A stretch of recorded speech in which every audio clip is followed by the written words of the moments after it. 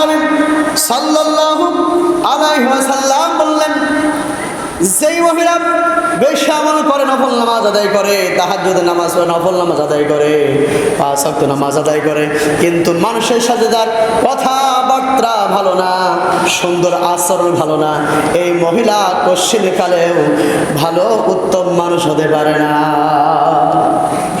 যেই মানুষটা দেখা যায় অল্প আমল করে, বেশি আমল করে না, যা আমল করে ওই আমলটুকু সুন্দর করে, ইখলাসের সাথে করে, আর মানুষের সাথে সুন্দর আচরণ করে, সুন্দর ব্যবহার করে, মানুষের সাথে সুন্দর করে মুস্কি হেসে কথা বলে, ওই মহিলা হলো সবচাইতে উত্তম এবং নেককার ব্যক্তি। বলেন সুবহানাল্লাহ।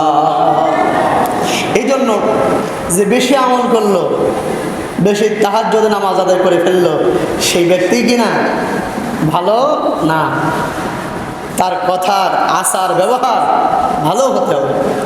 কারণটা হলো, মানুষের একজনকে যদি আপনি ছুরি দিয়ে আঘাত করেন, অস্ত্র দিয়ে আঘাত করেন, সেই ব্যক্তি যখন ভালো হয়ে যাবে, ওই ব্যক্তির হৃদয় থেকে আপনার ওই কষ্টটা দূর হয়েও যেতে পারে।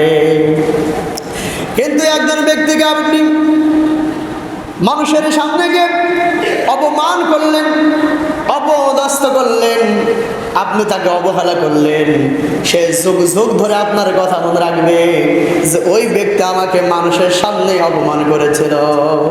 তার মানে হলো কথার যেই স্পিরিট, এটা অস্ত্রের চাইতেও কি জঘন্য, খারাপ, এটা বিষাক্ত।